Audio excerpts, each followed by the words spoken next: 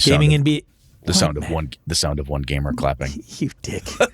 Gaming and BS episode 316 being recorded Monday, October 26th, 2020.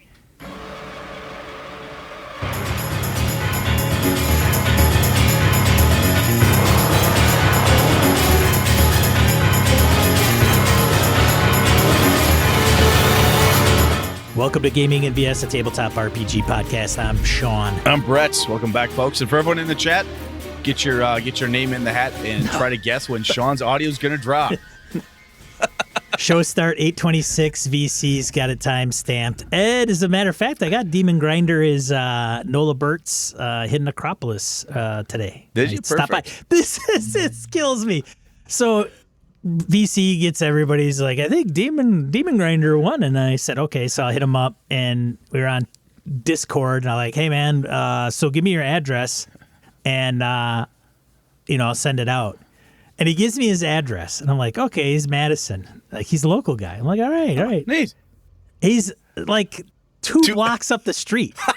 He's just walking over, putting in his mailbox for him. Like I've walked my dogs past your house, I don't know, 50 times in the last 12 years. That's awesome.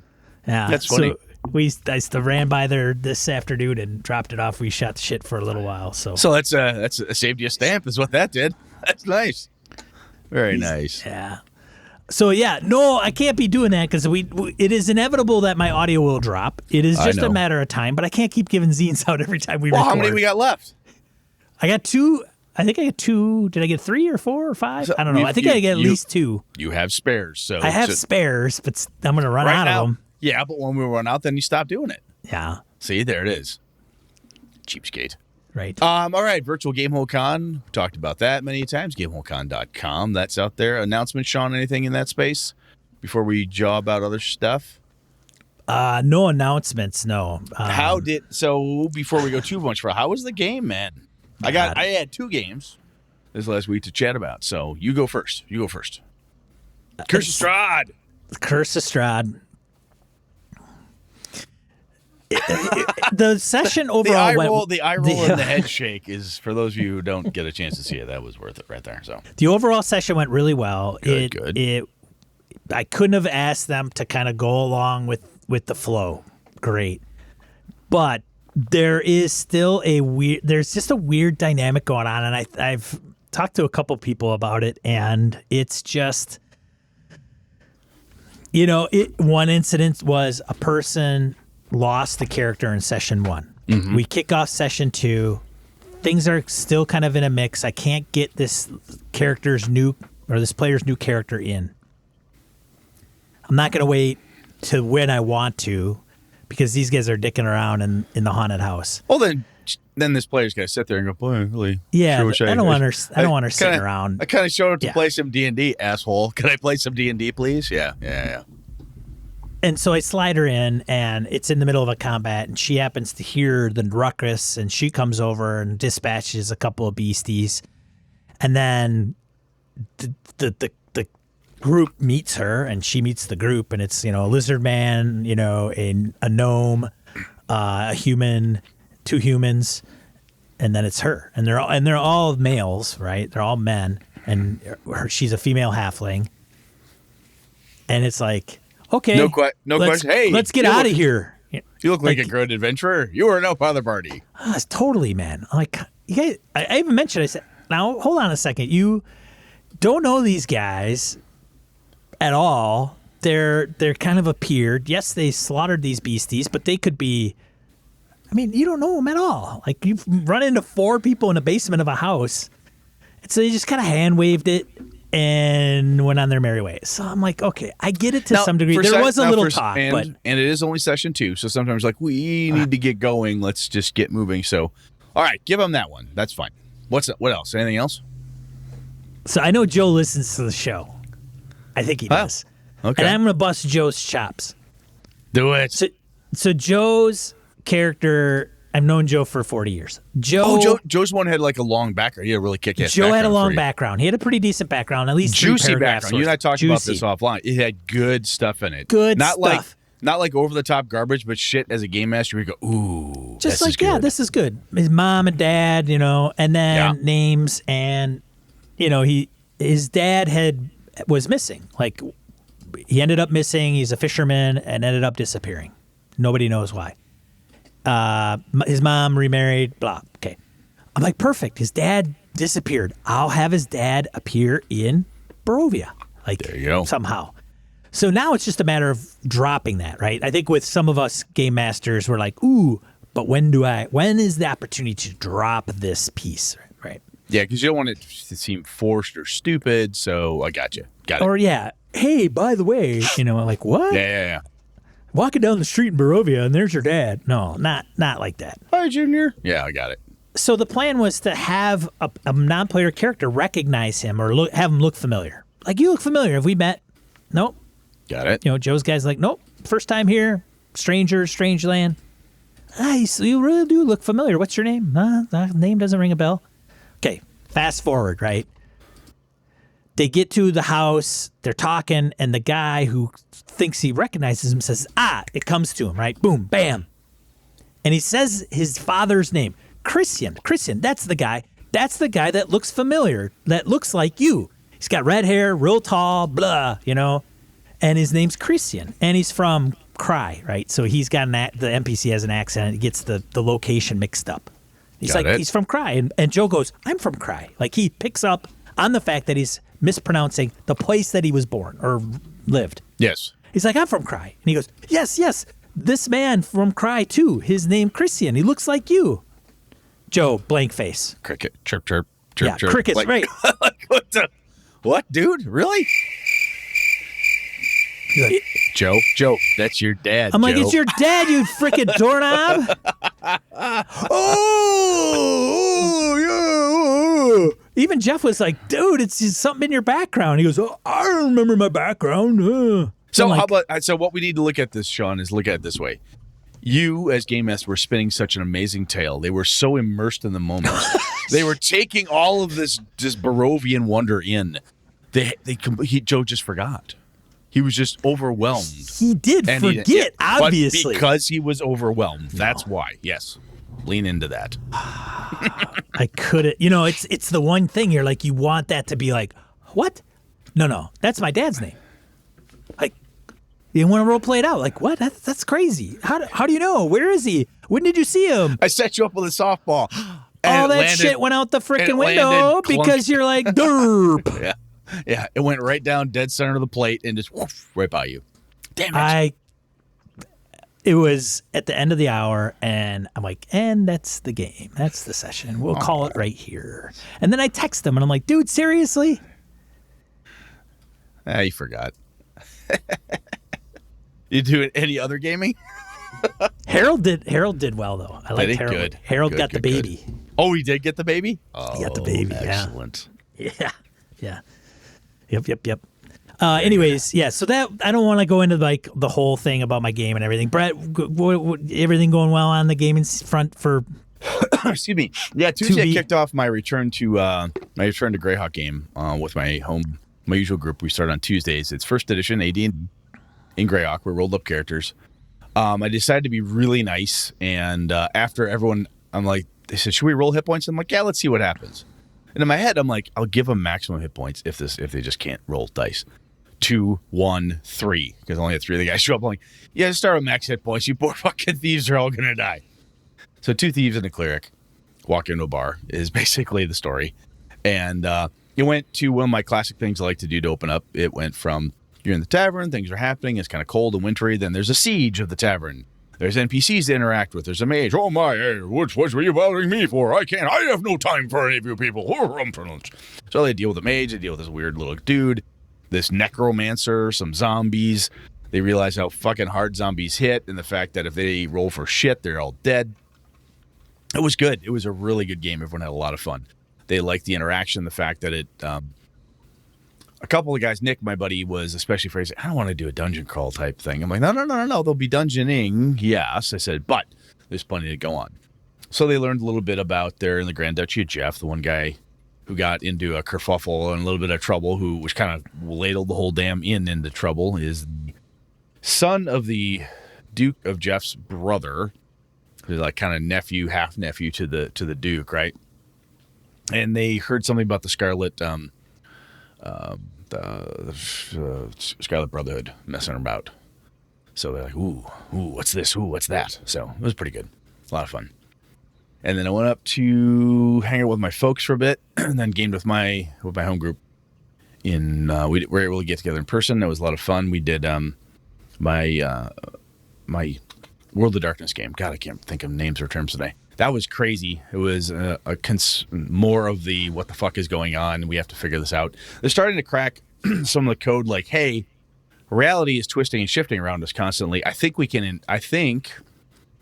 it's partly our fault. And Lenny starts poking at the edges of it, and then got his ass handed to him by somebody who's like, stop fucking around with my piece of reality. Go over there, and shunted him out. And so they started mucking about, figuring things out. It was fun. It was a lot of good time. Fantastic. A lot of a good time. Very much fun. That's a game I think I'd like to explain at some point, but I don't know if anybody cares. I'd be surprised. So I might pull that together, because it's one of the crazier ideas I've ever had for running it, and it's so far it's working really well. It is an interesting game, and I think it would be worth putting out there. We'll put out bonus or put it patrons or just record crap and put it out there, and people they'll listen to it or they won't. That's okay. Okay, maybe we'll do that. But yeah, that was about it for gaming. Good times though. A lot of good good gaming, I should say. Just 2 sessions that week, but it was a lot of fun. A lot of fun. Yeah, Harrigan Hobbs and Tony Sugarloaf, we all wrapped up Delta Green. Oh, did you? Yeah, we wrapped that up, and then my Stars Without Number game's done like on hiatus for a while because the GM Crystal's got a horse she has to take care of. So she wrote us an email and said, "Hey guys, hate to do this, but," and I'm like, "Oh." So I'm gonna have 2 games freed up basically. So I'm gonna try to figure out what I want to do next. I just want to get through. I don't know if did I tell you they're gonna fuse my neck? Did I tell you that? You said you were gonna have surgery. Oh yeah. So we're gonna do. I'm looking December, January. Numbers 5 and 6. I go in through the front, stick things together, put shims and bolts and screws and shit in your neck. So that's the most. I don't expect any interruptions. Oh no! I expect it to be fine. I just. My doc's I mean, you just have to sit there and talk, Brett. I don't know if that's asking much. No, it's not too hard. I do that plenty.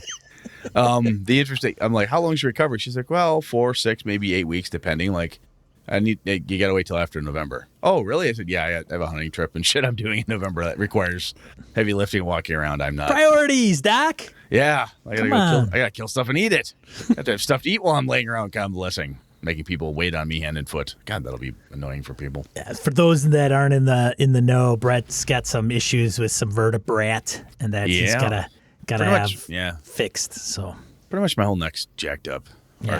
Arthritis, crushing, pinching, bulging. It's good times. Yeah. Anyway, so we'll get that fixed. That might slow me down on the podcast. Like if let's just God forbid if we actually have the surgery like a Monday. That could slow me down. I apologize. Because they make me stay overnight. Man, excuses. I'm going to just have Susan bring all my podcasting gear to the hospital. Have Susan come on. We'll have Susan on. She'll fill in.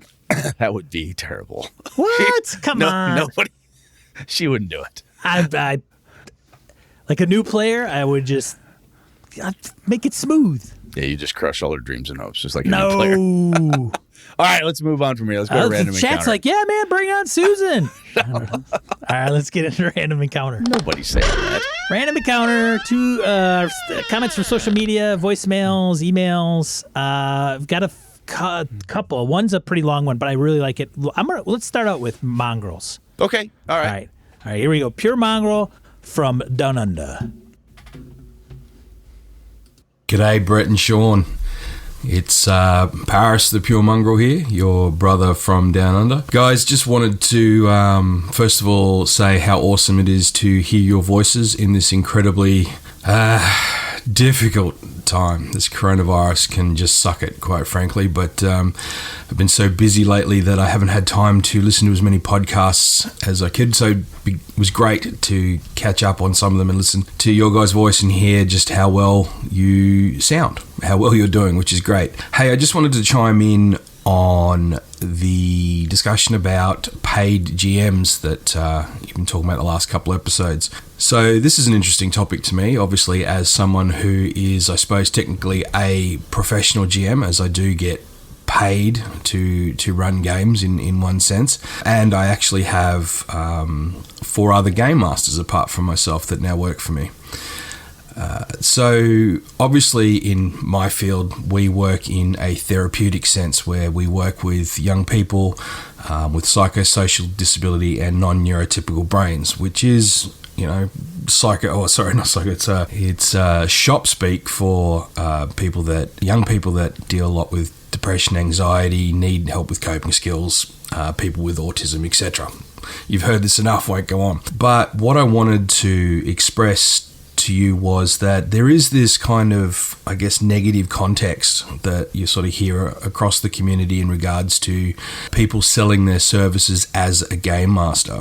But I'd like you to consider something, and that is that, not everybody, and this doesn't mean that you have to have mental health issues or a non-neurotypical brain, but not everybody has the social skills or the comfort or the confidence to ask to join a game, or their time because of work, etc., doesn't fit into when social gaming generally happens. There are a number of reasons why people can't get to the table without a paid service.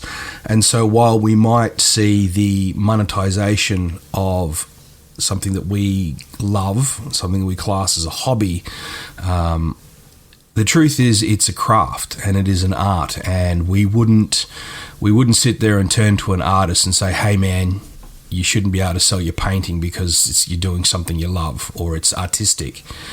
So I think the stigma around people charging for a service when it comes to this is unwarranted in some instances. And I'm not saying that, GMs that get paid get bashed a lot, but and I mean that metaphorically, not physically. But the fact is that in the world that we live, where we're all connected by digital but don't necessarily have the social skills to meet up with others or even ask to join a game, whether that be online or in face-to-face, to stigmatize paid GMing would essentially mean that there are a lot of people that couldn't join the table, and then we're essentially stopping them from sharing this hobby with us. So as both of you know and talk about quite regularly, there's a lot of work involved in being a GM, and even if it is just improv at the time. What? No way.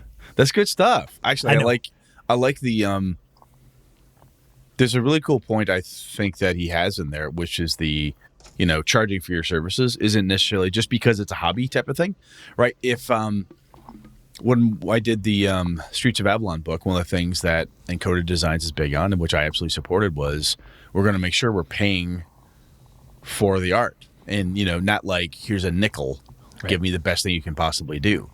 When I have a number of tattoos. When I find a tattoo artist I like, and I'm saying, what do they cost? I'm like, look, what's the going rate? I will pay what is fair. If I cannot afford it now, I will come back later. Asking an artist or somebody who creates, or a creative person who does stuff like that, and then always trying to get the friend deal or whatever it is, can, be frankly insulting. So that point I had not thought about. So that's really solid. Yeah, that's very solid. And the what he's going into here about a lot of work. Yeah, there's plenty of time and energy that goes into that. What? Yeah. No, this is good. This is good, man. Yeah.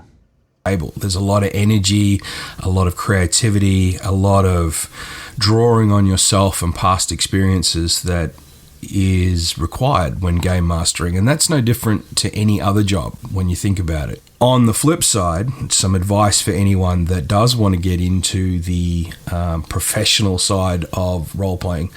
So, as you've heard in the past from me, that I created Genu Gamer. We work with young people and young adults using all forms of gaming, but a lot of it is role-playing and therapeutic skill building within that role-playing space. One of the things that I will warn those that are looking to get into this space is that when you give up something that you love to a work space, you've probably heard the old adage: if you love what you do, you'll never work a day in your life.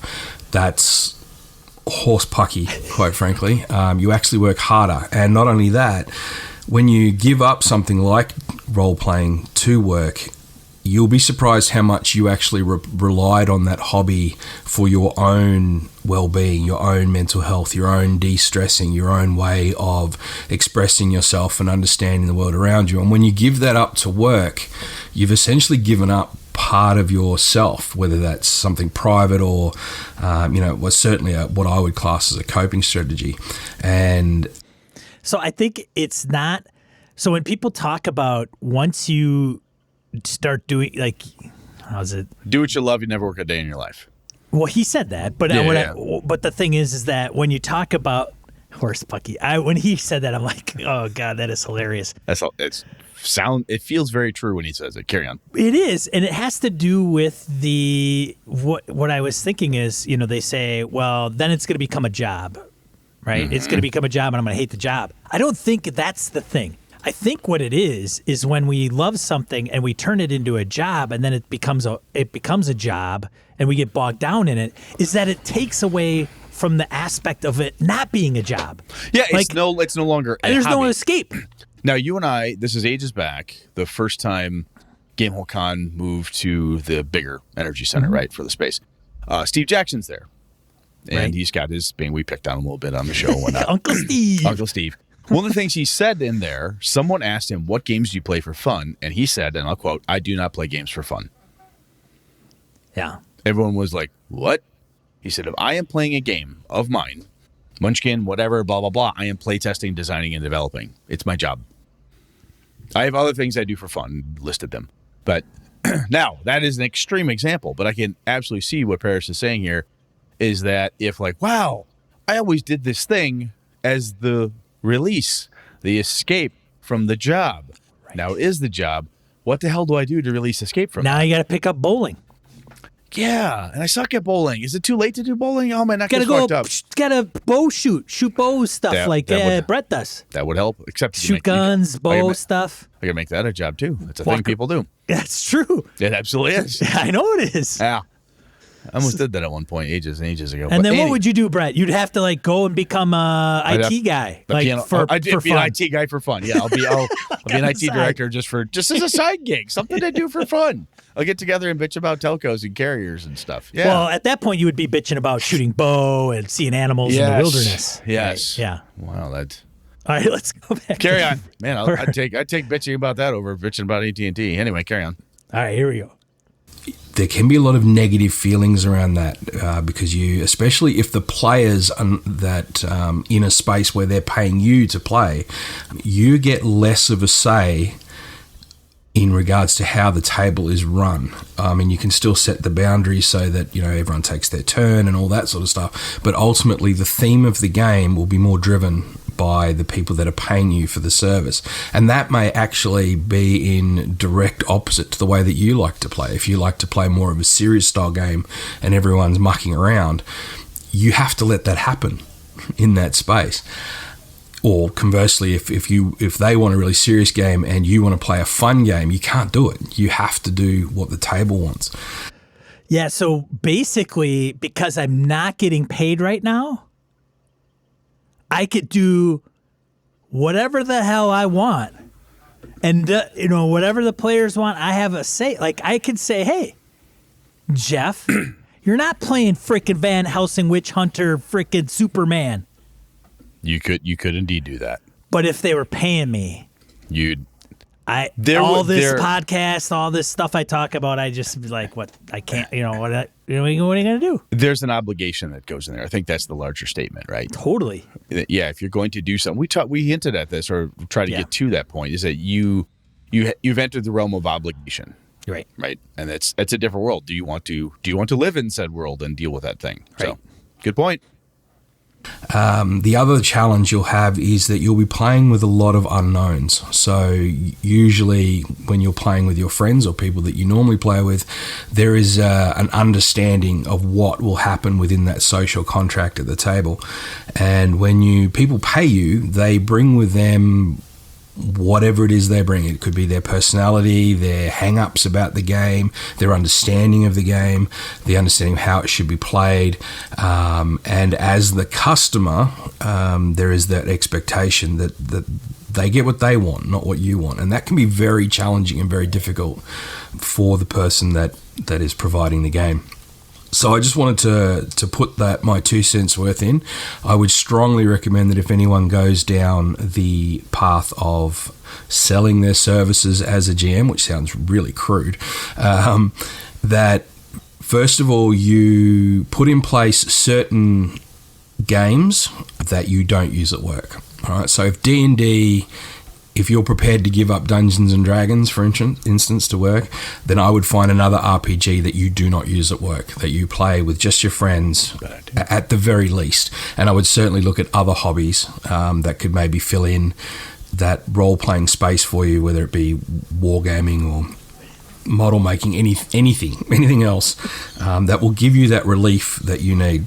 Secondly, I would certainly test the waters a lot before you jump in. So I would be running some games at your local game store and just leaving the table open for people to join and get a feel for the different personalities out there.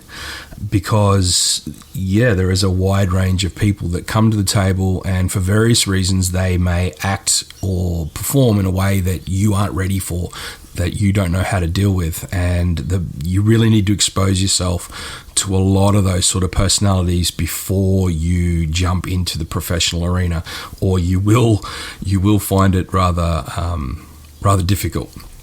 And then the last plug is that if you do go down a professional line, there are a lot of people that can use role-playing the way we use role-playing. There are a lot of people out there that need that. They need that social connection. They need that ability to work through skill development, coping skills, challenges, communication, a whole bunch of stuff. And if anybody wants to know more, ask the question through the guys, and they'll pass it on to me, I'm sure. But maybe look at, if you want to go down the professional route, maybe look at how you could help in your local community in that space. Maybe contact your local mental health providers or youth work providers, and then you'll not only are you doing what you love and getting paid for it, but you're actually helping people as well. Not to say that you won't help people if you just go private, by the way. And there are a lot of people I know that work, but because of whatever challenges they have, they don't get that social connection with people, and role playing is it. So that's my part on it. Monetizing your ability to GM is not a bad thing. It can be very rewarding. I know it is for me, and I built a whole not only career out of it, but a whole apartment out of it. And I am now officially, my business card says I'm officially the head Dragon Wrangler of Genu Gamer, and I have Dragon Wranglers under me as well as digital vanguards, because our range of games is quite wide. So don't, my 2 cents for what it's worth is, don't poo-poo the thought of going professional. It can be very rewarding. Just be aware of the challenges that you will likely face because of all the personalities that you might come in contact with, and definitely build in or think ahead of some strategies on how you're going to cope with those different personalities, how you're going to de-stress from these sessions, because it is work. This won't be a game for you. This will be work. And protect some of your hobbies so that you don't give everything of yourself to your work, and you have something left to unwind and take care of yourself. Make sure that you look after your own well-being. All right, I think I've gone on long enough. I'll leave you with it. Thank you, Sean and Brett. Thank you for the show. Thank you for just providing me with that outlet to listen about gaming from different perspectives that I don't always get to hear. Have a great one, guys. Paris out. I just felt I know it was a long one, but I was like, I'll edit it down. And then when I got into it, I'm like, he's got some. And these are good points, right? Good stuff. We talked about on the show, like, look, our hope was that we would do our talking, and then people who were experienced in the professional space would then want to join the conversation, because that's our setup. So that's perfect. We've had a couple other people chime in with different experiences, and having people who are professional game masters say, hey, this is what I've noticed, so on and so forth. Even if it's like anything else, you give someone career advice, whatever that is, take it or leave it. That's on you to do that with. But the kindness, quite frankly, of folks like Paris, and I cannot remember a couple other folks that have chimed in. I'm just thinking of the mongrel now because you just happen to write in. But when anybody steps in and gives that kind of advice, I just think it's really kind, and I thank Paris and everybody else who's done it, because it's if somebody else is thinking about it, like, hey, I would have been like, I'm wondering, oh yeah, I got this, man. I'm gonna go pro, and then everything that Paris would say, hey, like, you might want to consider this and that, and then go, oh shit, oh wow, I hadn't thought about that. No, this is Yeah. good shit to think about. So that was cool. Thanks, man. Yeah, thanks, That's mongrel awesome. man. And good to hear from you, man. Glad you're keeping safe down there. So Yeah. good work too. Keep up the Great. good work with what you are doing. 'Cause Yes. that's fucking kick ass, man. Yeah, it is totally. Second one, the Iron GM leaves a voicemail on cursed items. Buckle up. He's like, I'm gonna write in about cursed items. I'm like, bring it. Bring it. So he is brought in it. He done did bring it. Everybody, this is Eric Frankhouse from Eric Frankhouse Presents. Brett, Sean, I miss you guys. I miss your beautiful faces. So let's talk about cursed objects. I believe that cursed objects, most importantly, have to serve purpose in not only the story, but in the desires of the player. A good cursed object makes a player want to use it.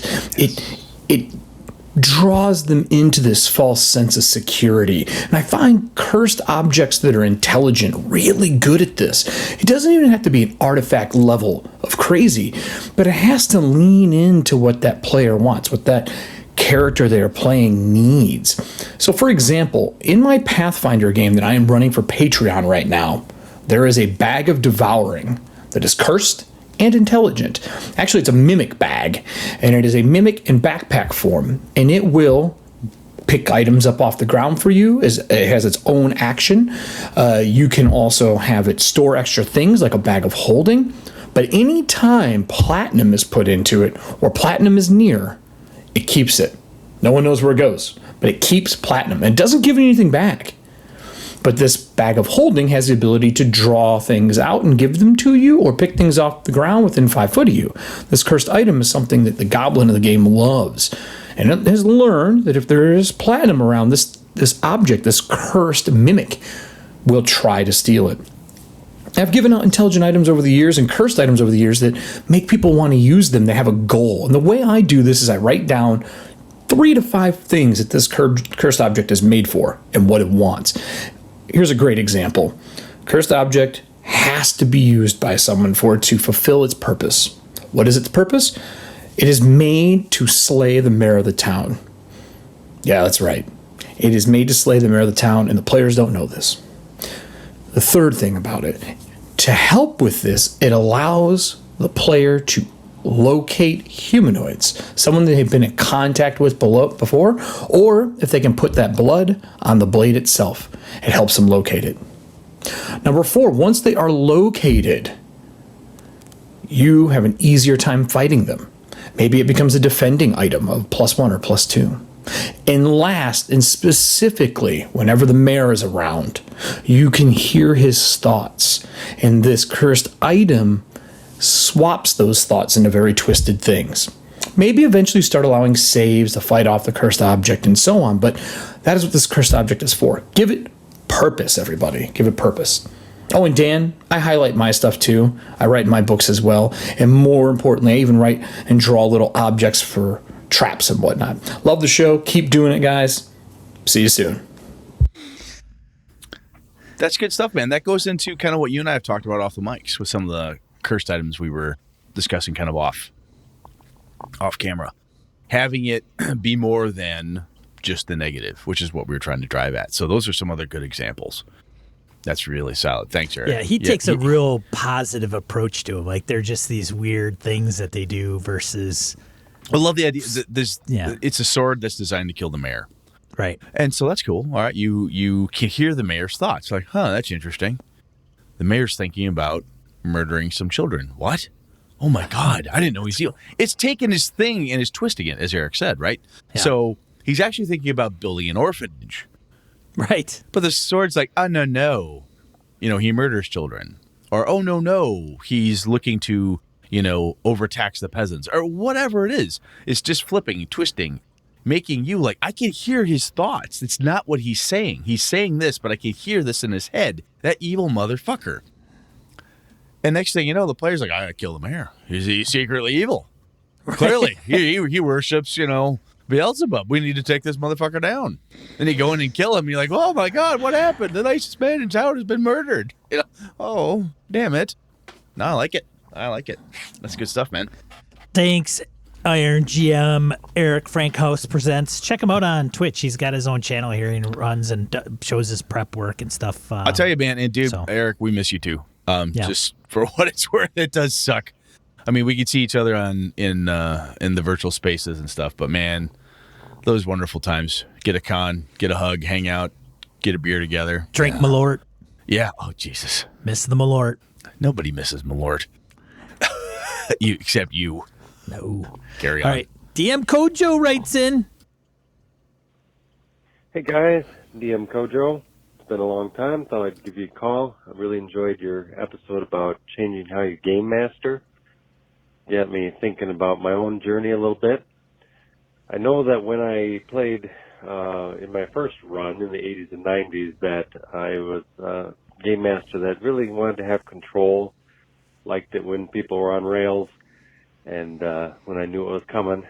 I always ran pre-published modules. I still largely do that today, but I know that it would throw me when people try to do things outside the box. And so when I got back into gaming, in my late 30s and 40s here, I wanted to change that about how I game mastered, because I remembered that being a source of frustration for me and my players. So before I actually ran games, I spent some time doing research. I spent my time listening to podcasts, getting emailing and calling podcasts to learn how to better do things in a style that was more open to, player input and things like that. I think that's probably why I gravitated towards games that tend to encourage that kind of thing, like Dungeon Crawl Classics or Fantasy Flight Star Wars, where, things happen and players have lots of input into how things happen and what's going to happen. And just being a more on-the-fly game master, even though I'm still often running pre-published stuff, just being more flexible about what they want to do and being more able to come up with things on the fly. So that was really a conscious decision to kind of change that, and I think I'm a better game master for it. Just thought I'd share that story. Thanks, guys. Keep it up. Talk to you later. Bye. That's cool. Thanks, Kojo. That's awesome. If I think back to how I used to game master when I first started, I'd be like, wow, that was fucking terrible. It's kind of what I think. Sean, do you think back to in the old days and say, boy, I wish I was still doing it like I used to? No, shake your head. I think I repressed those memories because I think the game was messed up. I think I was messed up. Like I think it was probably terrible. It probably was terrible. Somehow me personally, I've morphed it into, oh, it was so great. Yeah. Like that's the candle of nostalgia burns bright. Totally. In the dim room, right? It's like, right. Oh, look at that. Oh, look at that. The candle of nostalgia at the far end of the cave. I mean, the fun parts that I remember were I didn't have any They were wicked fun, right? I mean, they were fun, but it was like the times I remember are like the I didn't have a job, I didn't have any responsibility, I didn't have any accountability. It was summer, and what it was are you doing like this weekend? We're playing D&D. When it you was starting Tuesday. that? What are we gonna do Thursday? Exactly. We can't be at Jeff's house because his parents got to work the next day. But we could go in the fort and stay over in the fort and then play D&D for 12 hours. But none of the adventures like. Oh, I remember this one exact time, and I mean, there's glimpses of it, but man, I'm old. I forget all that shit. I have a couple bits and pieces of adventures that Eric Schaefer used to run and stuff back in high school, but a lot of it was, okay, Todd's parents don't care if we stay over. And so what'll happen is Friday after school, go home, eat dinner with your family. Everyone just descend on Todd's house, and you don't leave until Sunday. Right. Or late Saturday. It's just like go, go, go. Honestly, I think that the ability that Eric had at the time, the thing I remember the most that I try to emulate that I learned from Eric in high school was that son of a bitch could run nonstop forever. And part of it was just probably throwing weird things at us and letting us argue. That was probably his way of getting us to stop and think or giving him time to take a breather. But he would fucking run for 12 hours, 13 hours, 2 days. We would just keep fucking playing and playing and playing and playing. Break for pizza, get back at it. Wow. That was pretty cool. Now, looking back and given today, like this past weekend and a few weekends before that, I mean, I could see playing 12 hours because it takes like 2 to get through combat. So, like, I could have like 4 encounters and have it be like a 12-hour session. Fair enough. Well, one of the Kojo didn't mention it, but there was a piece he started talking about players doing different things, having options, whatever. Did you see Mr. Kammer's Facebook post on the term agency in RPGs? He hates it because he's in the legal world, because he's a lawyer.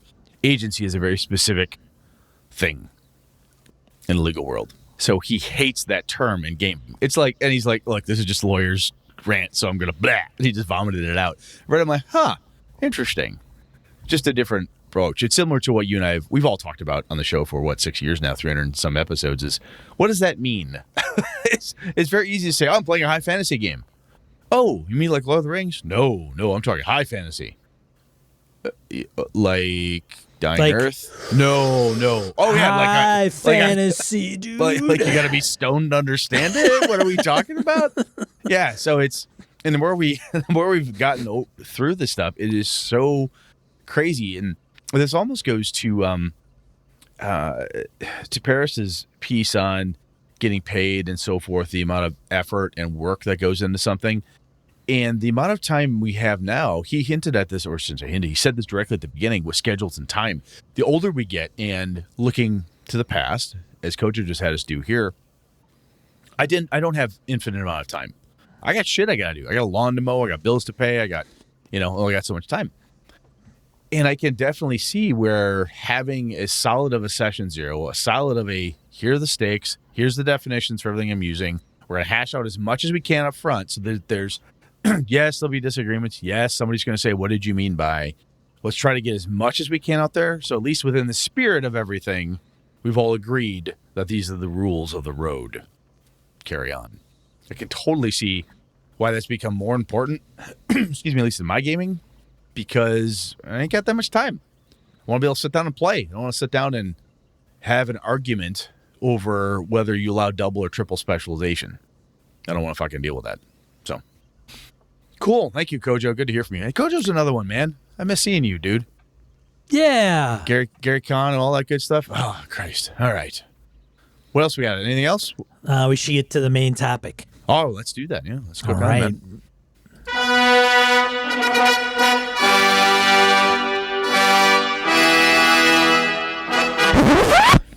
You ready? All right. Oh.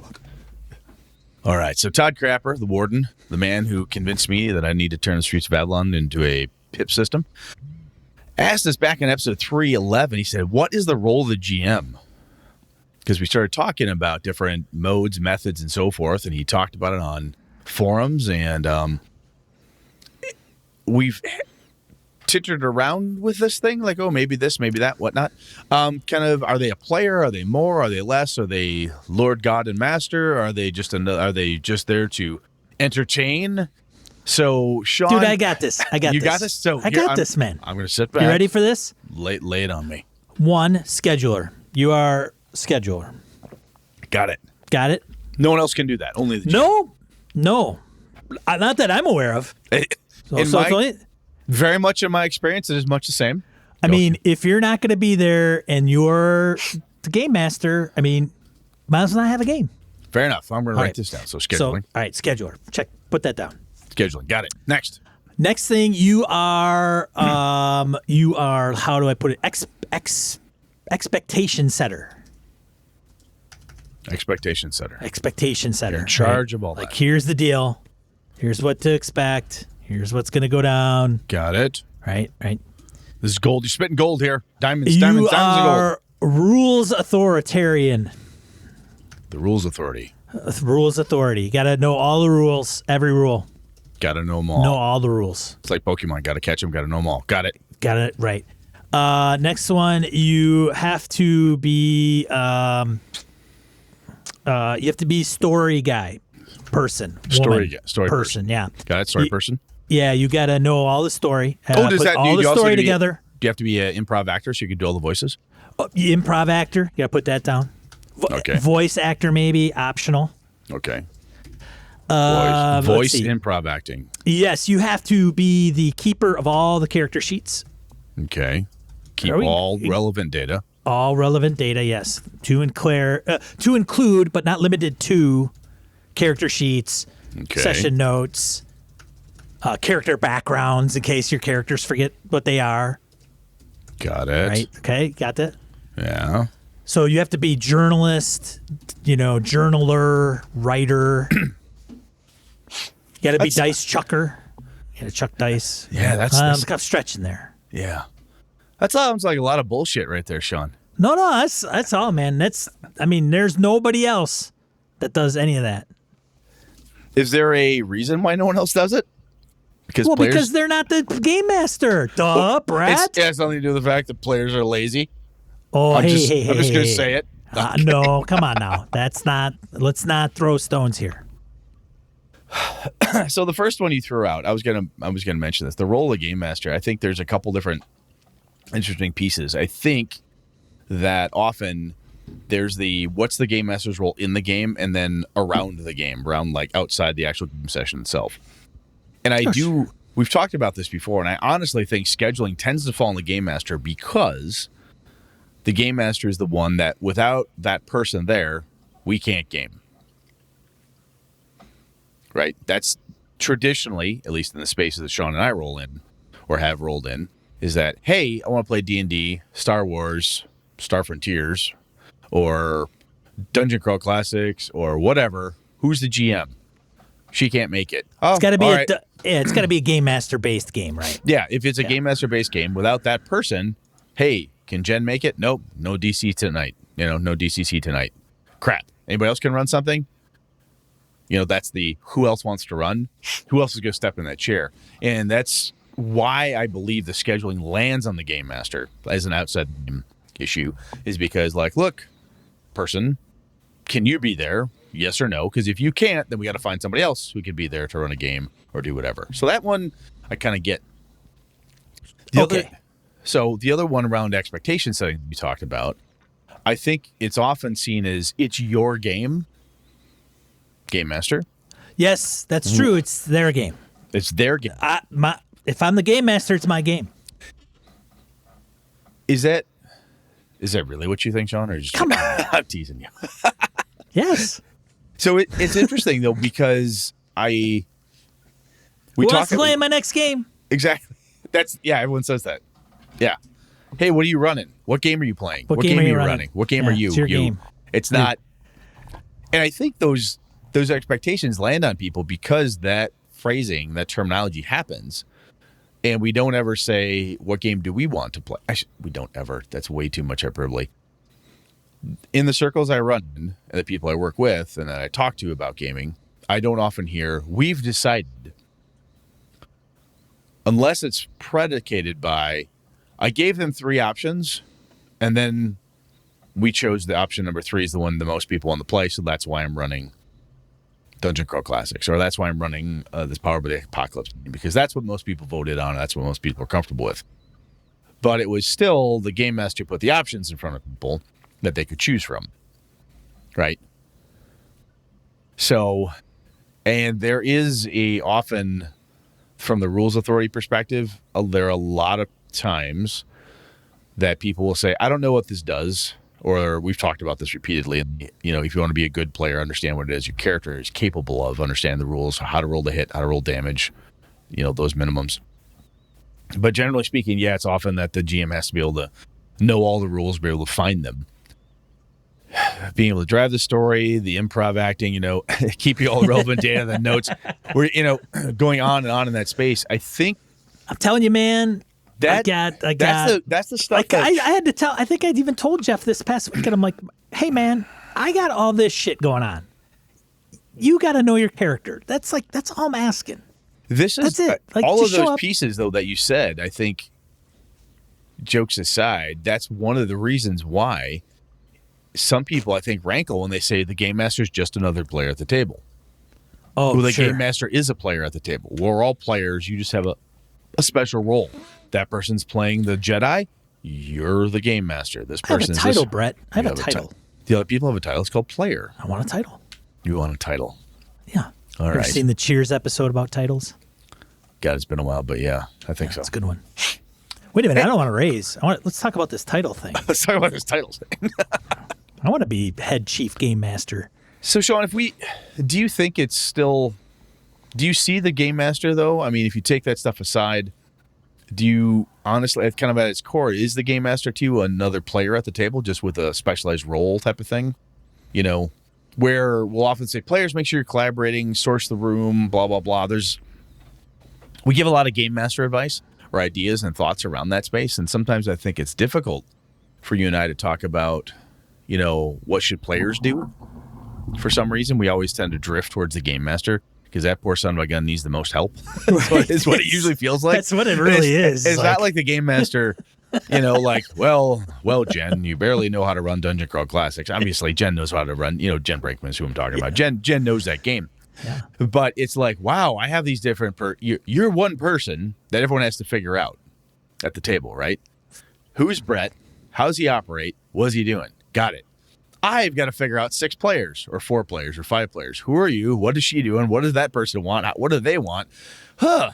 More work, right?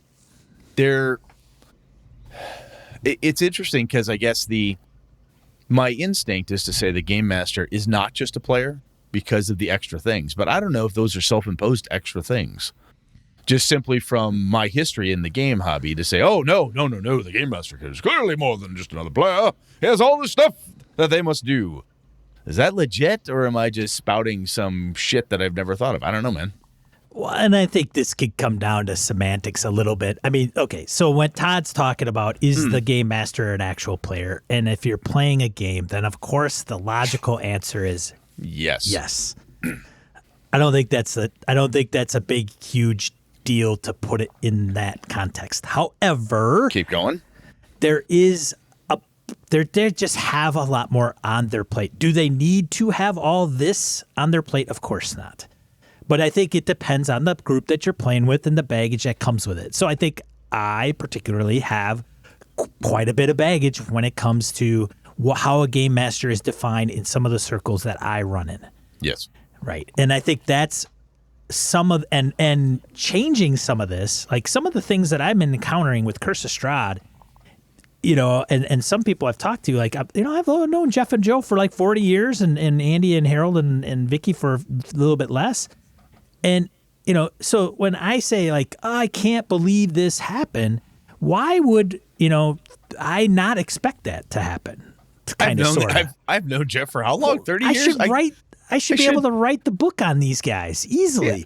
Yeah, so why is it a surprise? If I put this hammer in the middle of the room, Jeff's gonna hit Joe with it. That's what happens with a hammer in the room. Why would it be a surprise when something that I expect or I want to have happen doesn't? I should expect that. But going back to this, it's and then what I'm trying to get at is when you change that, it's like changing a culture of your group. Yeah, there's another piece that goes with this, with the phrasing when we say, obviously the GM's player, they just have a different title. Right. Now, or they have other things to do, different duties. There's a piece here, though, that I think is interesting that when Todd said this, I went, and I've been noodling on it for a while, is we'll often say, as game masters, did you have fun game? Well, if my players had fun, I had fun. Matt Colville has said that. I have said that.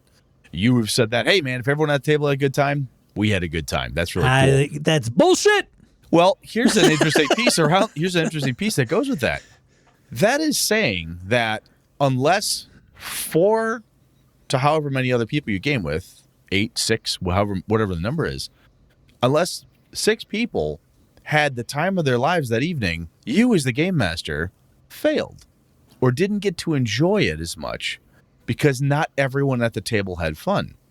Like, you're hosting this party. Was it a good party? And the host says, well, it was pretty good, except for I didn't have the right kind of wine because Tom was upset that the wine wasn't there, or so-and-so didn't realize that they were allergic to dairy, and I didn't tell them that there was cheese in the dip or something. So you're saying to the contrary. To the contrary. It's interesting because we say that stuff like, well, the game master's job, and we will give lip service to the fact, well, they don't have to, they're not just there to entertain, they're players too, and so forth. But when we talk about we're playing a game to have a good time, we're having a lot of fun with it. Yes, the game master has fun creating different things, be it voices sometimes, or worlds, or bits and pieces.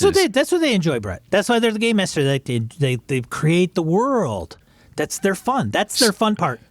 Part doesn't have to roll over to the table. That's it's like the miniatures painting. I love to paint miniatures. I don't like to play the game. I like to play the game. I don't like to paint miniatures. So interesting connection. The other piece is that so this poor son of a gun sat down, had a really good fun time building this world, laid it on the table, and all the players went and just shit on it because the players didn't have fun. They thought the world was dumb, lame. They didn't like the limitations. Oh my God, my character died. And now the game master can't have any fun. In a way, they can't. None of the players had a good time, or at least one of them hated it loudly enough to say something. And then that's crushing some of the things that the game master's throwing out there. If you've built a thing, or even if you're presenting a thing that somebody else built, a pre-published adventure, and there's no helpful criticism, there's like, I don't like this sucks, your rules are dumb, well, that doesn't make any sense. These are very derogatory things that often come at game masters. And the game master is often seen as, you are stopping me. Again, I'm saying often and whatnot. I know this is hyperbole, folks, and I'm positive there's better examples out there. So I apologize. I'm using, all in type of terms here, but generalities. Generalities. When people say that stuff, they're pointing across the screen saying, you, Brett, you prick, I could be having fun at this game, but you didn't explain to me how to level up my character appropriately, and therefore I am not properly tuned for this fight. It's not my fault I died. You fucker, Brett. That tone, not those words, that tone and that meaning was given to me about a year or two ago. Wow. And I looked at that person and I said, are you fucking kidding me? Right? It was a big throwdown. We figured it out, so on and so forth. Well, it's interesting when we try to say this about the GM, but that person has a lot to do, and also their pleasure, their fun for that session has to do with people that aren't. They can't even. They're relying on 5 other people. Yeah. Now, having said that, some of the things that I mention about players and the dynamics is I don't see beginner players in the same light. I wouldn't hold them to the same standard as people that have played maybe even the same game over and over. So I mean, and I say that same game because you could still have somebody that's like, I'm a player, I'm a gamer, and I've gamed for years, and they could play Delta Green and not know the system, not know the yes. Right, the nuances. Oh shit, dude! There's so many games out there right now. You could easily lay a game in front of me I've never played before. But like, I'll have to figure this one out. Right. So that context does come into play. Like, I wouldn't want to treat a new person of the hobby like I would treat somebody that, like Jeff. Like, I don't treat people like Jeff. Jeff's my punching bag, man. I need people like Jeff to punch. Yeah. So, but at the same time, if Jeff's like gonna like him and haw and something's going on with his character, I'm like, dude, come on now. You've been playing 5e since it's come out. You kind of should know this stuff. Yeah. Like, maybe the player to your left probably doesn't, and that's okay. We'll kind of, hold them with kid gloves. But yeah, it's so weird that I don't know, player. But going back to the players, is the game master a player, and why we focus on the game master, because they seem to have, in some of the traditional games with the dungeon master, more things to cover. If we did a podcast on players. Like, man, there's some players I know that show up at the game table with their character sheet, and that is it. And then when they're done, I know player characters that don't even level their tunes. Like, they just, like, oh, I forgot to level my tune, you know? And then if that's the extent of it, oh, shit, okay. I got a +1. My base attack bonus goes up 1. And I get these 2 choices. Okay, I'm good. And then they show up to the next session, and that's kind of it. Like, that's it. Some people for a player, if you're really setting the bar low, you could show up and you could phone it in. You could phone it in. Yeah. You could phone it as a game master, but when you do that, in those games, everybody can tell. Right. It's not like we can't tell that Brett or Sean is phoning it in as a player. Sean, you going to play? You're going to roll your dice? Oh, yeah, I'm rolling dice. Because most times, a player who doesn't get into the game heavy, some of the player character sheet in front of them, the PC is just, they roll their dice. Yep, I hit, I attack, I do this, I do that. They're not diving into every story. They're not, they have a very short backstory, if one at all. Depending again on the game you're playing. Just talking some of the trad games. A lot of times you can be a pretty low cost of entry for some of the play styles that are out there. And those are often very fine. Somebody who knows the system, understands their character, figures it out and goes, shows up all the time, plays, is responsible. Awesome. Yeah, some players look, I just like playing Dwarven Fighters. That's what I do. Totally fine. I'll expect a Dwarven Fighter every game. Don't care. You're Ragnar the Forkbeard. Got it. We play. Totally fine. Don't care. But if the game master shows up every time and does the same thing, just sucks the air out of the room. Yeah, or it feels like the whole game. Every adventure starts off in the tavern. Yeah, and then the same tavern with the same entry point and the same. Oh, it's a bugbear, not a dragon, or whatever. Yeah. The bartender's name is Brent. Yeah, I thought the last one was Brett. Well, this one is Brent. Whoa, there's a stretch. Stretching there. Yeah, that's good. That's good. Yeah. I think to myself, if I took the player kind of standard and applied that to being a game master, can you imagine just showing up to a session and going, all right, honestly, you are in a tavern. Honestly, reading the old school box text and that type of approach is exactly what a lot of us did in high school. Us old guys. Sure. And a lot of times when you first start game mastering, you read the text, or you're like, okay, you're standing outside the dungeon, and you're here to rescue the bartender's son, and there's supposed to be a goblin king in there. Okay, so who's going first? It doesn't have to be evocative, blah, blah, blah, blah. No, it doesn't. But we talk about all this great stuff that, anyway, I guess there's...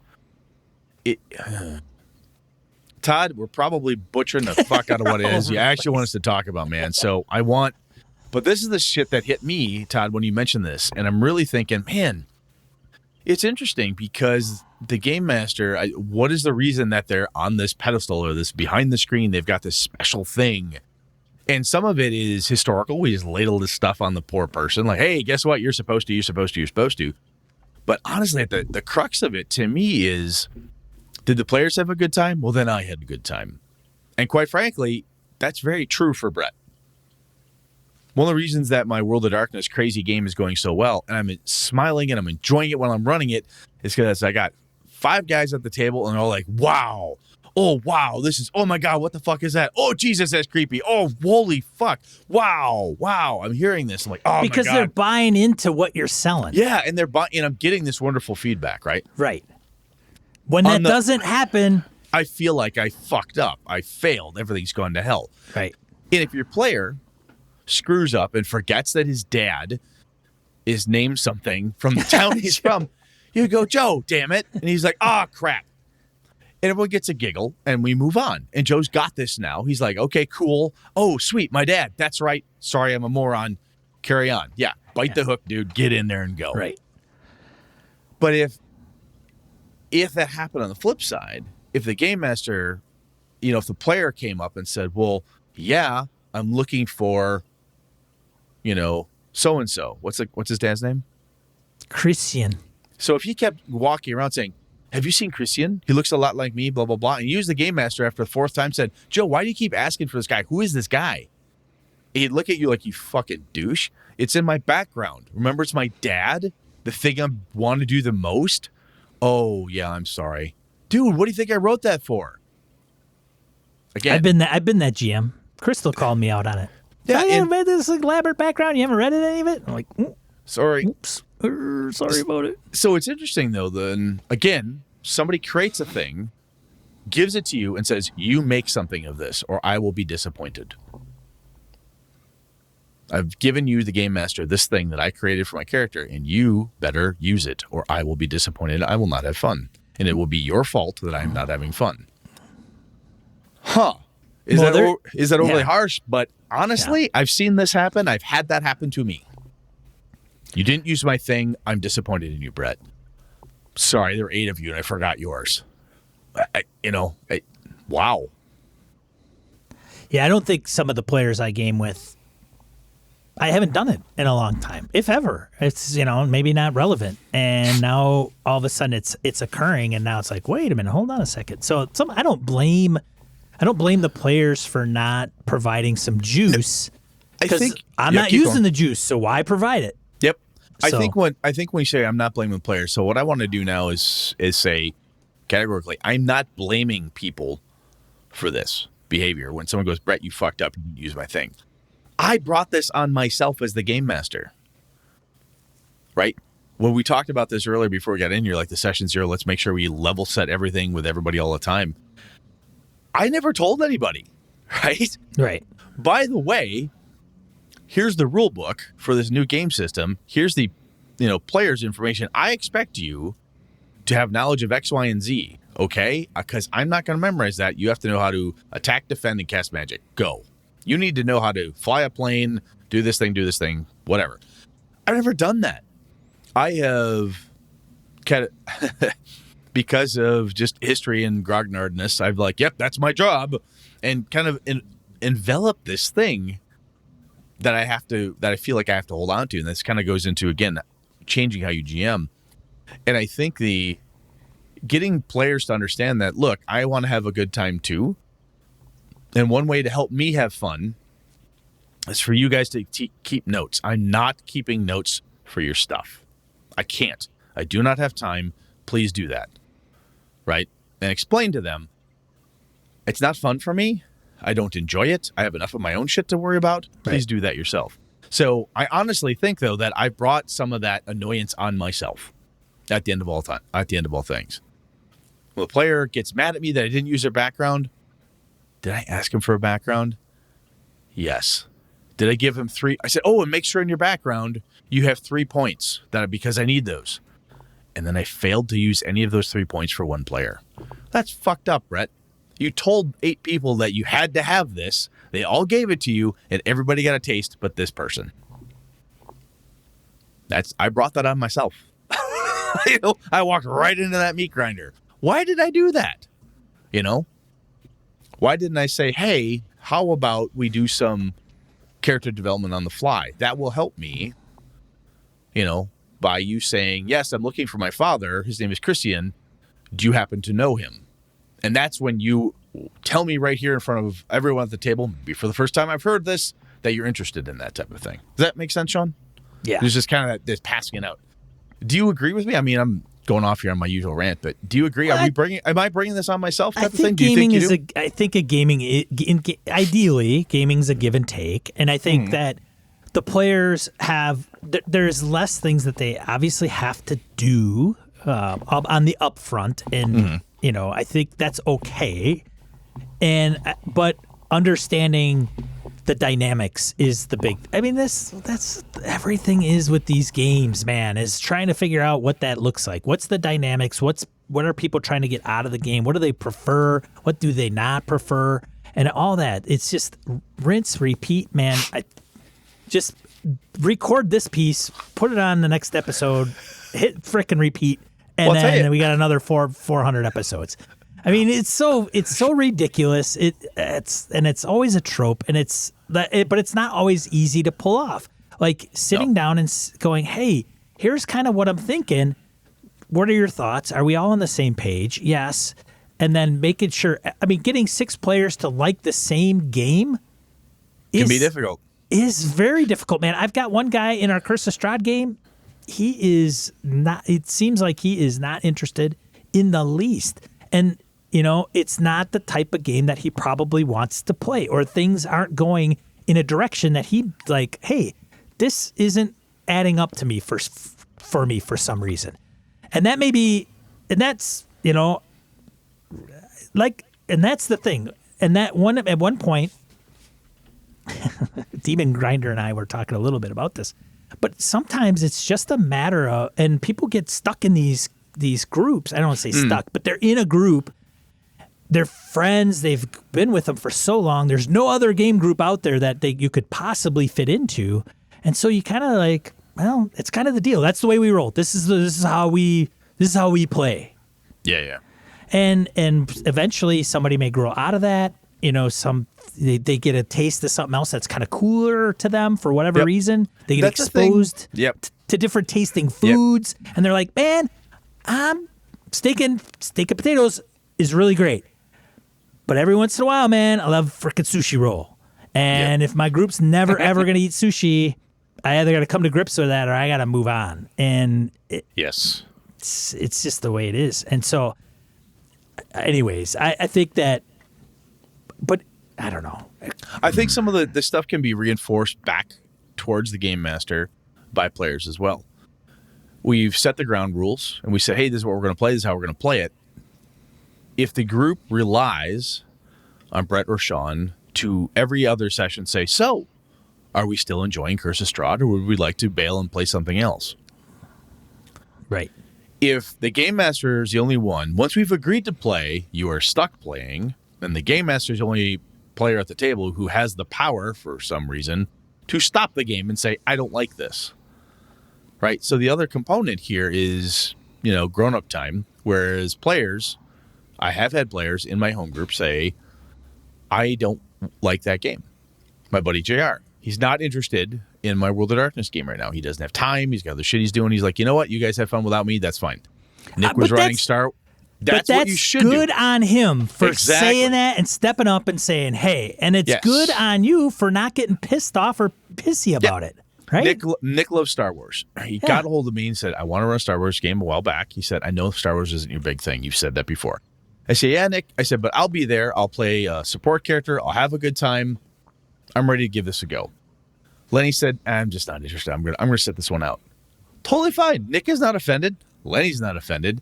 We're actually more offended if you sit at the fucking table and whine and complain and hate it and mope and act like you don't want to be there. Get up and find a reason. Never show up. Be late. Be a dick. Whatever. Right. And that's where I think from that I have fun if you have fun perspective, if you are not enjoying it, if you have something, one of the things players can do is say, you know what? I see you all are having fun. I don't have to be here. Let's go. But it doesn't always have to be the game master who's in charge of the morale of the group, who's in charge of everything else, And I think this is where, again, when we have these expectation settings discussions and stuff, some of this comes down to telling the players as well, if they're not used to it, I need you to tell me if you're not having fun. Yeah. Even if you don't want to say it in front of God and everybody, bring it up. Say, Sean, I'm not having fun with Curse of Strahd. Would you be mad if I don't play? And Sean says, no, dude, thanks. I appreciate you telling me so. Don't even worry about it. I'm going to use your character as an NPC for a while because I need the muscle. But you know what? I'll get you on the next one. That sounds good, Sean. Thank you so much. That is some grown-up level shit, which we should do more often.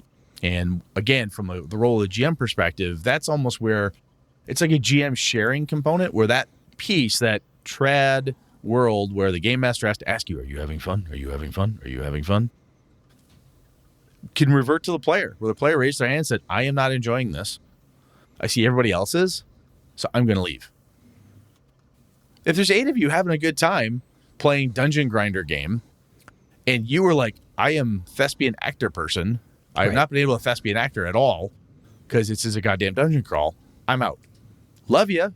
I'll be back later when you play Call of Cthulhu again, or whatever else, but I just don't like this. So having said that, going back to kind of changing up my GM style, one of the things that I'm posting after every session is 2 questions. Well, kind of 2 things. One, what what one thing did you enjoy most in the last session? Oh. Either something you did, something another character did, or something else that happened. Okay? Yeah. And then the other question I ask is, what one thing would you like to see in a future session? Every time. If it's crickets or it's something really vague, I will poke. Like, I liked RPG. I like RPing. Okay, maybe session 2, RPing's the way to go. But down the road, if I keep hearing just, it's RP, maybe that's fine, right? Yep. Or it's, what did you like about the role playing? Right? I need a little bit more. Can you give me more? Yep. But one thing I don't want to have happen. You're coaching your players to give you better immediate feedback. And they're positive responses. They're not Yes. negatives. They're not like, what don't you like? It's like, what's good? What did you have a lot of fun with? I really like this part. Even if all they say is, I like this part, and you're like, oh, that was 2 seconds. Shit. More of that, please. You'll drag that in next time. So I like it. Keep going. Sorry. Yeah, Hobbs does that too. I mean, I give him some credit too. Yep. He'll say, "Hey, what'd you like in the last session? Tell me about that, or what do you want to move forward with, on this or that." And so I think, and that's, I mean, this isn't. Some GMs are like, "That's exactly what I do," and those, but I didn't often do that before. And so it was just always, again, this is a group, specifically the group with the Curse of Strahd. It's just always kind of like, well, it's the book, right? It's the same book. Why is anything going to change? Why should I have to ask? I already know the deal. And that's me changing stuff up so that it's not going to either bog me down, get me bummed out, or not cater to what the players are looking for specifically. And frankly, if the players don't chime in, hey, guess what? You don't get what you like, because I can't read your mind. So if there's no feedback, then I could just expect that status quo is good. One of the things you're saying here, I think, is really, because you talk about your home group, but it reminded me of when I had a blow up with my crew and whatnot. I took it for granted.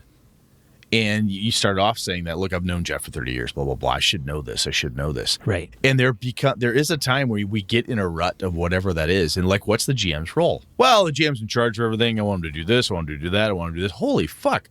How have we got here? Well, we got here because I've been gaming with Jeff for 30 years and it just piled into a thing. It's just a status quo thing. And it needs to be shaken up periodically. And I think this, what we've been talking about, and I think this is, it's interesting, what's the role of the GM is almost this wonderful call to action in a way that Todd's given us here. And like, what are you supposed to be doing? If you say, well, it's obvious, really, let me know, lay it out there.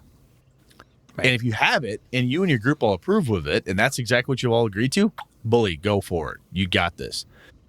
But it might be worth looking at saying, is the only way that you're having fun is if 5 other people at your table have fun? That's a lot of stress. That's a lot of stress. Yeah, it's a lot of pressure, and it can be, and not everybody likes that pressure. I, for one, don't mind the pressure. I kind of like it. I like doing really well, and blah blah blah blah blah. I love that. However, there is something to be said for how crushing it can feel when it's not going well, and so on. But anyway, it's just it's an interesting thought to go at it and say, what am I expected to do at the table as a game master? Yeah. Am I really the only person who can, I'm relying on 5 other people to have fun? Am I the only one who can ask the group, are you having fun? Am I the only one that ever solicits feedback? That's a lot of work, a lot of pressure. Players talk too. I mean, it's complete bullshit if you don't think your players are talking amongst themselves about your game. I say your game, right? There we go. Right. Yep. So, well, that's a classic parlance, man, as you call it. It's the game master's game. I'm just playing in it. Right. it's their world. Yeah, it's their world. I'm just borrowing it. Oh, yeah. Well, and it's goofy. So we've done this long enough. But Todd, Mr. Grapper, I apologize. We probably totally butchered what you're trying to get at. So if you would please, sir, explain yourself better, or help us understand if we completely missed the mark. And if anybody else out there listens to this back and forth and think, oh my God, you missed the goddamn point, lay out on us whatever you think the point is. And what do you think the role of the game master is? and what games, if perhaps we didn't even get a chance to dive into this yet, but some games may well have really cool mechanics or help facilitate a style of game mastering that's better than some of the trad stuff Sean and I started with here. So I honestly see this as kind of a first part of this discussion, and with some good feedback from listeners, we might crack into another episode at some point and tear into little different bits and pieces. Hit the high level stuff here, basic gut check type of explanations, and we'll see where it goes. Is that good? Sounds good. Let's get into die rule. Let's do it. Die rule. 2 to 4 miscellaneous points of gaming and geekery you want to bring to you. Craig, he wrote in last week. He's got a YouTube channel. So plays RPGs there. So I'll put a link to his YouTube channel Nice. so people could check that out. The second one is Token Stamp. So if you, I've seen a couple listeners. Mr. Jared Rasher was quite impressed with Owlbear Rodeo. If you want to, you can use Token Stamp with make quick tokens and drop them into Owlbear Rodeo relatively quickly. And it's a great resource for creating tokens for any virtual tabletop. God damn. Yeah, Nice. upload the image, put a freaking circle around it, you download it, boom, token. Done and done. Done and done. That's another thing players can do. They can make their own damn tokens. Striker. That's true. Carry on. Next one, DCC Humble Bumble. The Humble supports Bundle. the Red Cross. Thanks, Larry. Does wrap up 20 days as of this recording, not when you hear it. But if you want DCC, man, it's got, I mean, I don't know if it's the entire DCC library, but it is a ton of DCC stuff. Yeah, Humble Bundle is the place to get anything and everything you've ever wanted from something. Yeah. It's got a lot of stuff in it. It's a buttload of shit cool. for a really low price.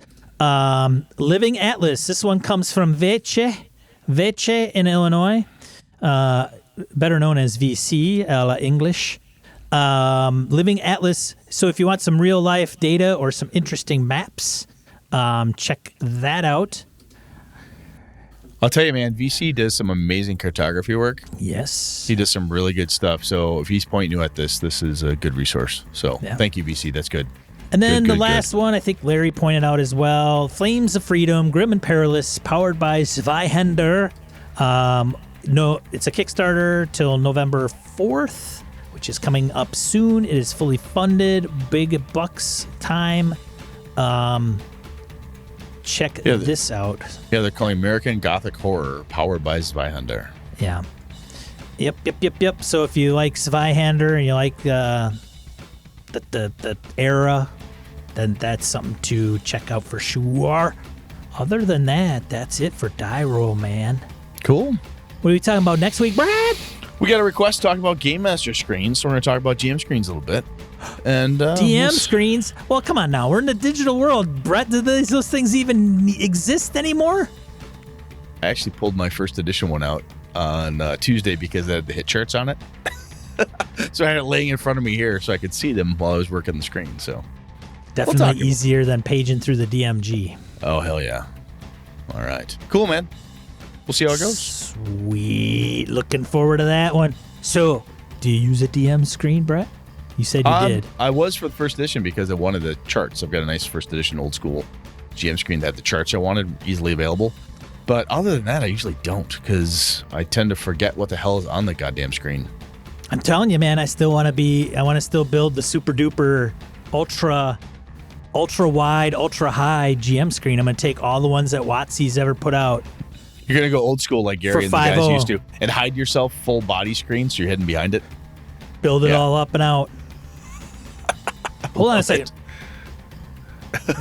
Oh, it's this chart. Tick, tick, tick. Nice.